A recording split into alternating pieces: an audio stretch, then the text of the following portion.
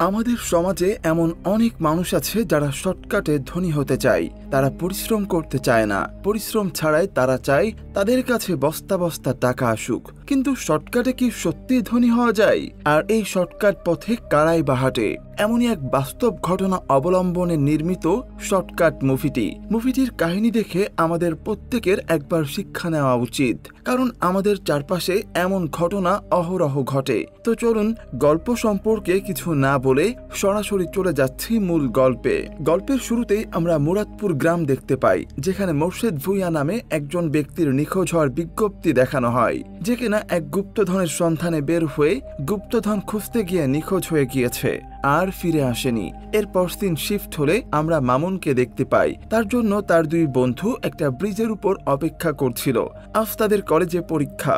মামুন জানতে চায় যে তাদের প্রিপারেশন কেমন। তারা জানায় আজকে তাদের প্রিপারেশন অনেক ভালো।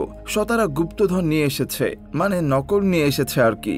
কলেজে যাওয়ার পথে হঠাৎ করে বাইকটা স্টার্ট নেয় না। তখন মামুনের টাকলা বন্ধু মামুনকে খোঁচা মেরে বলে, তোর বাবা এত কিপটে কেন, তোকে তেল উঠানোর টাকা দেয় না। এটা শুনে মামুন টাকলা বন্ধুর উপর কিছুটা ক্ষেপে যায় আর তাকে না নিয়েই তারা দুজনে চলে যেতে চায়। তখন আরেক বন্ধু বলে যে ওকে নিতে হবে, কারণ ওর কাছে এই গুপ্তধন আছে। এইবার মামুন তাকে বাইক ঠেলতে বলে। বাইক স্টার্ট হওয়ার পর তারা যখন কলেজের দিকে যাচ্ছিল, হঠাৎ করে টাকলা বন্ধুর পকেট থেকে সব নকলগুলো পড়ে যায়। এরপর দ্রুত সেগুলো কুড়িয়ে নিয়ে পরীক্ষা দিতে চলে আসে। সবকিছু ঠিকঠাকই চলছিল, সবাই নিজেদের মতো নকল করছিল পরীক্ষায়। এক একজন এক এক স্টাইলে নকল করছিল, আর তাদের সাথেই পরীক্ষা দিচ্ছিল লায়লা নামের একটি মেয়ে। হঠাৎ করে স্যার মামুনের পাশে এসে দাঁড়ায় আর মামুনের খাতাটা দেখতে চায়। মামুনের খাতাটা সে পড়ে দেখতে পারে সে বিজ্ঞান পরীক্ষায় ইতিহাসের অ্যান্সার করছে, অর্থাৎ আজকে পরীক্ষা হচ্ছে বিজ্ঞানের, অথচ তারা নকল করে এনেছে ইতিহাস সাবজেক্টের। খাতার মধ্য থেকে নকলটাও পেয়ে যায় স্যার। এরপর স্যার মামুনকে শাসিয়ে হল থেকে বেরিয়ে যেতে বলে। এই অবস্থায় মামুন তার সেই দুই বন্ধুকে দেখিয়ে দেয় আর বলে ওদের কাছেও নকল আছে। স্যার গিয়ে তাদের দুজনের কাছ থেকেও নকল পায়। এরপর তাদের তিনজনকে হল থেকে বের করে দেয়। আর যাওয়ার সময় মামুন বারবার লায়লার দিকে তাকিয়েছিল। এ থেকে আমরা বুঝতে পারি মামুন ও লায়লা একে অপরকে পছন্দ করে। হল থেকে বেরিয়ে তারা তিনজন ফেসবুক লাইভে গিয়ে বলতে থাকে যে নকলের দায়িত্ব কোনো বুড়ো বেটাকে দিবেন না, তাহলে এরকম ভুলভাল করে ফেলবে। ঠিক ওই সময় সেখানে লায়লা চলে আসে আর মামুনকে নিয়ে একটু দূরে নিয়ে যায় কথা বলার জন্য। মামুনকে বলে, নকল করতে গেলি কেন তুই? এবারও তো পাশ করতে পারবি না। আমাদের ভবিষ্যৎ নিয়ে কিছু ভাবছোস? বিয়ে শাদী করবো না আমরা? চাকরি বাকরি করতে হবে না তোর? তখন মামুন জানায় যে এত টেনশন করতে হবে না। ৬-৭ লাখ টাকা খরচ করে বিয়ের আয়োজন করলে কেউ বলবো মাংস কম হইছে, কেউ আবার ঠিক মতো দাওয়াত না পাইয়া চিল্লাচিল্লি করব। এর থেকে ভালো আমরা অনেক ছোটখাটো করে বিয়ের আয়োজন করব, আর ওই টাকা দিয়ে হানিমুনে যাবো মালদ্বীপ। আর মালদ্বীপে যাইয়া তুই ফেসবুকে বানাবি ১০০ রিলস, আমি বানাবো ১০০ রিলস। এর থেকে যে টাকা আসবো আমাদের বিয়ের খরচ উল্টা লাভ হইব। এই কথা শুনে লায়লা মামুনের উপর রাগ করে আর বলে, আমি এত কিছু চাই না, ছোটখাটো একটা চাকরি করে আমারে বিয়ে করলেই চলবো। এরপর লায়লার মন খারাপ দেখে মামুন তার মন ভালো করার জন্য তাকে নিয়ে ঘুরতে যায়। সেখানে তারা অনেক সুন্দর সুন্দর মুহূর্ত কাটায়। এরপর রাতে মামুন বাড়িতে আসে। মামুনের বাবাকে মামুনের স্যার সবকিছু জানিয়েছে, তাই সে মামুনকে জিজ্ঞেস করে যে সে পড়াশোনা করবে না তো কি করবে। তাদের দুজনের কথোপকথন থেকে আমরা জানতে পারি মামুনের মা ছোটবেলায় মারা গিয়েছে। এরপর মামুনের বাবা মামুনকে অনেক আদর যত্নে মানুষ করেছে, কোনো কিছুর অভাবই বুঝতে দেয়নি। কিন্তু ছেলের যে পড়াশোনার এত অধঃপতন, এটা সে মেনে নিতে পারছে না। সে মামুনকে বেশ কিছু কথা শোনায়, সাথে এটাও বলে দেয় পড়াশোনা না করলে তার বাড়িতে থাকা যাবে না। কিন্তু মামুন সাফ জানিয়ে দেয় সে পড়াশোনা করবে না, কারণ তার প্রচুর টাকা লাগবে, বাড়ি লাগবে, গাড়ি লাগবে। আর মামুনের মতে সেটা পড়াশোনা করে কখনোই সম্ভব না। সে আরো জানায় যে টাকার জন্য তার মায়ের চিকিৎসা হয়নি, সেই টাকা সে নিজে দেখে সারবে। আর বাড়িতে তার একটুও ভালো লাগে না, কারণ এই বাড়িতে শান্তি নাই, শুধু অভাব আর অভাব। এরপর সে শার্ট চেঞ্জ করে তার বাইক নিয়ে চলে যায় বন্ধুদের সাথে আড্ডা দিতে। সে তার বন্ধুদের সাথে নিয়ে মদ পান করে। এরপর সে তার বন্ধুদেরকে নিয়ে লায়লাদের বাড়িতে আসে ডাব চুরি করতে। লায়লা তখন বারান্দায় বসেছিল। পুকুর পাড়ে কিছু একটা আওয়াজ হওয়ায় লায়লা সেটা তার দুই ভাইকে জানায় আর বলে হয়তো চোর এসেছে, তোমরা যে হাড্ডি গুড্ডি ভেঙে দাও। এরপর তারা যখন পুকুর পাড়ে চলে যায় তখন সেখানে মামুন আসে লায়লার কাছে। মামুনকে দেখে লায়লা জিজ্ঞেস করে, তুই এখানে কি করস? মামুন বলে, তোরে দেখতে আইছি। তখন লায়লা বলে, আমারে দেখতে আইসোস নাকি ডাব চুরি করতে আসতোস? আর সে তখন মামুনের শরীর থেকে মদের গন্ধ পায়। লায়লা তখন মামুনকে সেখান থেকে চলে যেতে বলে। মামুন যেতে চায় না, কিন্তু লায়লা যখন তার ভাইদেরকে ডাকতে থাকে তখন মামুন সেখান থেকে চলে আসে। এরপর আমরা দেখতে পাই মামুন যখন মোবাইলে রিলস দেখছিল তখন তার সামনে একটা ভিডিও আসে। সেই ভিডিওতে এক লোক বলছে, শর্টকাটে বড়লোক হতে চান তাহলে গুপ্তধন খুঁজতে বের হয়ে যান। আশেপাশের যত ক্ষেত, জঙ্গল, খামার, মাঠ হয়েছে সব জায়গায় খুঁজে দেখো, পাইলেও পাইতে পারো অমূল্য রতন।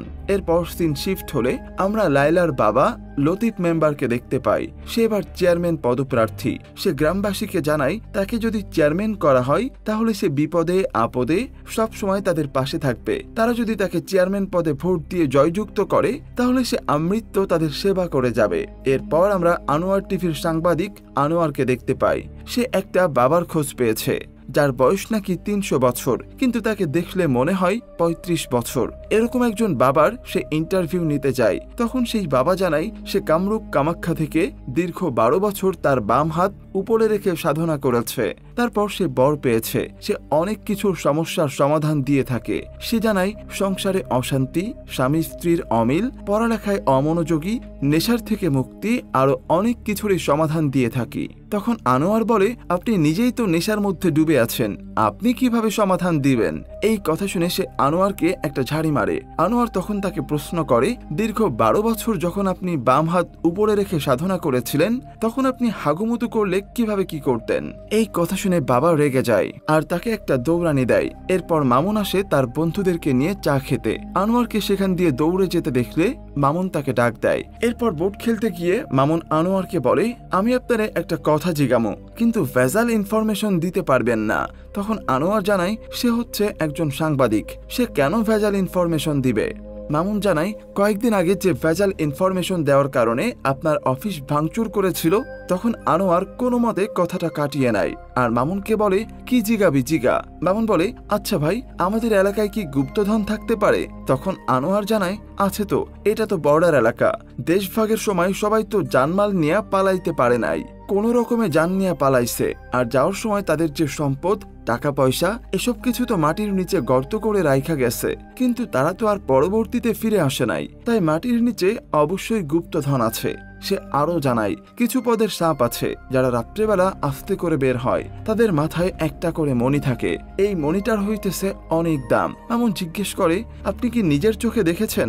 সে জানায় সে 3-3 বার দেখেছে, একবার নিতে গিয়েছিল কিন্তু নিতে পারে নাই। ওই সময় সেখান দিয়ে লতিফ মেম্বারের মিছিল যেতে থাকে আর এই সুযোগে মামুন আসে লায়লার সাথে কথা বলতে। মামুন মজা করে লায়লাকে জানায় সে লায়লার বাসায় ঘর জামাই হয়ে থাকতে চায়। লায়লা চাকরি করবে আর মামুন ঘর জামাই হিসাবে থাকবে, কিন্তু লায়লা সাফ জানিয়ে দেয় এখন যদি মামুন ছোটখাটো কোনো একটা চাকরি না নেয় তাহলে তার বাপ ভাই কোনো দিনও মেনে নেবে না। মামুন যখন লায়লার বাপ ভাইকে নিয়ে কথা বলছিল তখন পেছন থেকে লায়লার 2 ভাই তাদেরকে একসাথে দেখে ফেলে আর মামুনকে ধরে নিয়ে অনেক মারধর করতে থাকে।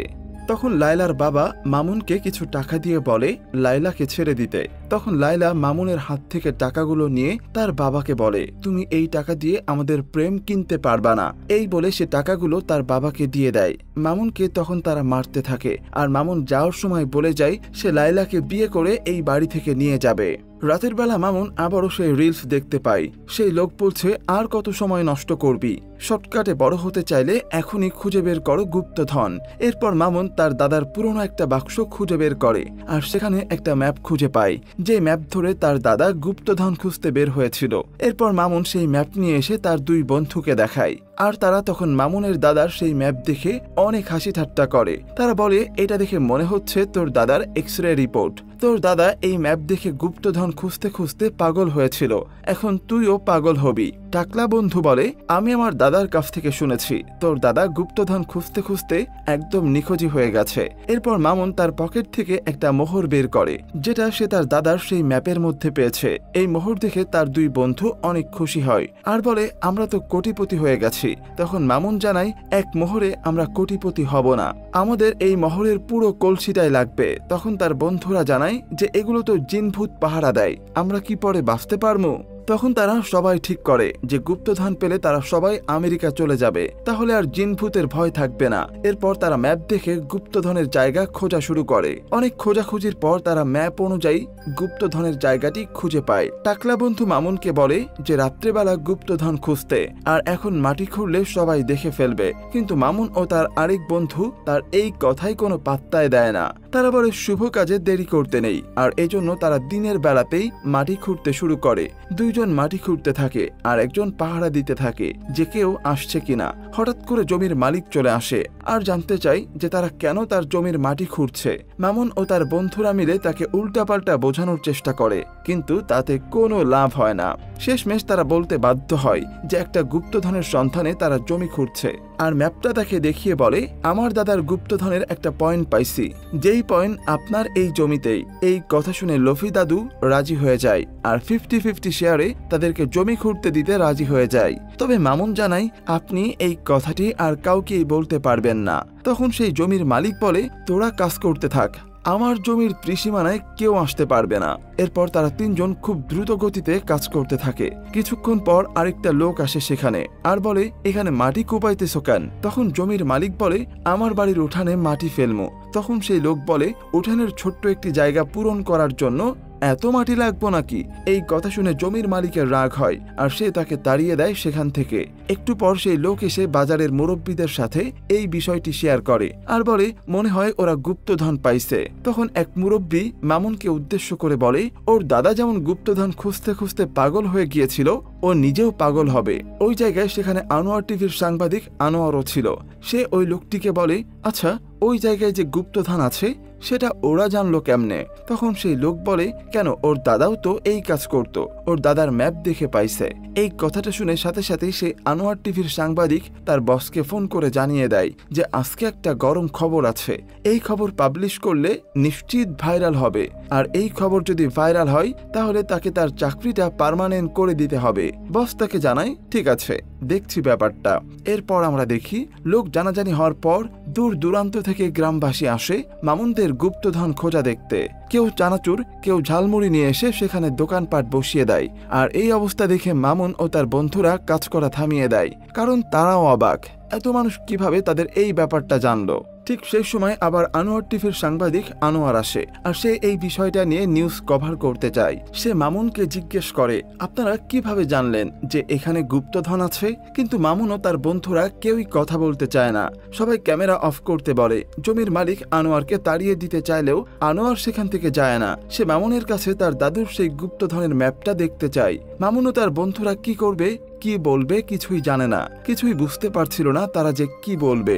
বাধ্য হয়ে মামুন তখন জানায় তারা একটা গুপ্তধনের সন্ধান পেয়েছে, আর যদি সেই গুপ্তধনটা তারা পেয়ে যায় তাহলে তারা নিজেরা কিছু রেখে বাকিগুলো এই এলাকার উন্নয়নের জন্য তারা বিলিয়ে দেবে। এই কথা শুনে গ্রামবাসী অনেক খুশি হয় এবং হাততালি দিতে থাকে, আর তাদের এই নিউজটা রাতারাতি ভাইরাল হয়ে যায় এবং আনোয়ার টিভির সাংবাদিকও বেশ প্রশংসিত হয়। রাতের বেলা দেখা যায় সেখানে জমজমাট অবস্থা, একদম মেলা বসে গেছে, চারিদিকে মানুষ আর মানুষ আর দোকানপাট। একটু দূরেই গান বাজনার আয়োজন করা হয়েছে, মানে দূর দূরান্ত থেকে গ্রামবাসী এসেছে তাদের গুপ্তধন খোঁজা দেখতে। এই অবস্থা দেখে তার সেই বন্ধু বলে তোরে কইছিলাম কাজটা দিনের বেলায় না করতে, রাতের বেলা করতে, তাহলে লোকজন এত জানাজানি হতো না। তখন মামুন বলে এত কিছু হয়ে যাবে এটা তো চিন্তা করিনি। তখন মামুন বলে আমার মাথায় একটা বুদ্ধি আইছে, আমরা যা পাই সেটা প্রথমে আমরা তিনজন পকেটে ঢুকামু, তারপর যা বিলানোর বিলামু। তখন তার এক বন্ধু বলে এই টাকা দিয়ে কি আমরা আমেরিকা যাইতে পারবো? মামুন বলে যেটা পাইতেছস সেটাই অনেক, একটু পর সেটাও পাবি না। তাই তারা আবারও মাটি খুঁড়তে শুরু করে আর সাংবাদিকরা এসে সেখানে লাইভ টেলিকাস্ট করে। এদিকে বাজারে মামুনের বাবাকে লাইলার বাবা জানায় আপনার ছেলে আমার মেয়েরে পছন্দ করে, দুজন দুজনকে যেহেতু পছন্দ করে মাঝখানে আমি বাধা দেওয়ার কে, তাই ঠিক করেছি সামনের মাসের 22 তারিখ ওদের বিয়ে দিয়ে দিমু, আপনার দাওয়াত রইল। তখন মামুনের বাবা সকলের উদ্দেশ্যে বলে মেম্বার সাহেব এক কথার মানুষ, উনি যেহেতু বলছে ওনার মেয়ের সাথে আমার ছেলের বিয়ে দেবে তাহলে বিয়ে দেবেই, আপনাদের সকলের দাওয়াত রইল।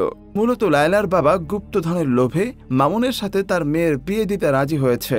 এদিকে দেখা যায় মামুন ও তার বন্ধুরা মাটি কুপিয়ে যাচ্ছে। জনমানুষের ভিড়ে একপাশে বসে সেই ভণ্ড বাবা লোকেদের সেবা দেওয়ার নামে ভণ্ডামি করছে। তখন সেখানে লায়লার বাবা আসে, সাথে লায়লা ও তার ভাইয়েরাও। লায়লার বাবা এসে মামুনকে জানায় গুপ্তধন খোঁজার সব ধরনের কাজে সে সহায়তা করবে। সে মামুনকে গুপ্তধন খোঁজার কাজ চালিয়ে যেতে বলে। গ্রামবাসীর উদ্দেশ্যে লায়লার বাবা বলে, গ্রামের ভদ্র একটা ছেলে মামুন, সে গুপ্তধন পেলে আপনাদেরকে বিলিয়ে দিবে। কিন্তু এটা বললেই তো আর সম্ভব না, কারণ এটার সাথে অনেক কর্মপ্রস্তুতি রয়েছে যেটা মামুন একা পারবে না। তাই আমি যদি চেয়ারম্যান হই তাহলে সরকারের সাথে সমঝোতা করে এই কাজে আমি মামুনকে সহায়তা করব এবং আপনাদের মাঝে সুসম্পন্ন করে গুপ্তধন বিলিয়ে দেব। মানে সে এখানে নিজের চেয়ারম্যান পদপ্রার্থীর প্রচার করে নিল আর কি। বাবার কথা শুনে লায়লা অনেক খুশি হয় আর মামুনকে নিয়ে যায় কথা বলতে। মামুনকে বলে, গুপ্তধন বলতে কি কিছু আছে? আমার তো বিশ্বাস হয় না। মামুন জানাই, তুই এত টেনশন করিস না, আমি তোরে ঠিকই বউ করে আনমু। তুই কোথায় হানিমুন করতে যাবি সেটা ঠিক কর। এরপর সবাই মিলে গুপ্তধনের জন্য অপেক্ষা করতে থাকে। হঠাৎ করে মামুনের কিসের মধ্যে যেন একটা কোপ লেগে যায় আর কস কস শব্দ করে ওঠে। সবাই মনে করে এই বুঝি গুপ্তধন পাওয়া গেল। একটা বাক্সের মতো তারা কিছু একটা খুলে দেখতে পায় লাল রঙের একটা আন্ডারওয়্যার, আর তার মধ্যে একটা সাদা চিরকুট লেখা ছিল। সেখানে লেখা ছিল, এভাবে গুপ্তধন পেয়ে বড়লোক হওয়া যায় না, ধনী হতে হলে পরিশ্রম করে আয় করতে হয়।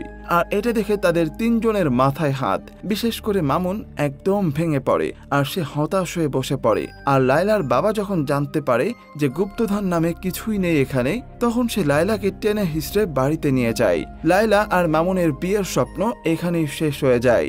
মামুন হতাশ হয়ে আকাশের দিকে তাকিয়ে থাকে। একে একে সবাই সেখান থেকে চলে যায়, শুধু একা থাকে মামুন। আর এখানেই এই মুভিটি শেষ হয়ে যায়। এই মুভিটি আমাদের একটা জিনিসের শিক্ষা দেয়, কখনো গুপ্তধন কিংবা শর্টকাটে ধনী হওয়া যায় না। ধনী হতে হলে সুশিক্ষিত হতে হবে, সাথে থাকতে হবে পরিশ্রম করার ক্ষমতা এবং মানসিকতা। একজন পরিশ্রমী মানুষই পারে সাফল্যের চূড়ান্ত জায়গায় পৌঁছাতে।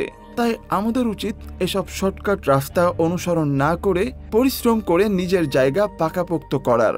তো মুভিটি আপনাদের কাছে কেমন লাগলো সেটি অবশ্যই কমেন্ট করে জানাবেন। আর চ্যানেলে নতুন হয়ে থাকলে অবশ্যই সাবস্ক্রাইব করে রাখবেন। ধন্যবাদ।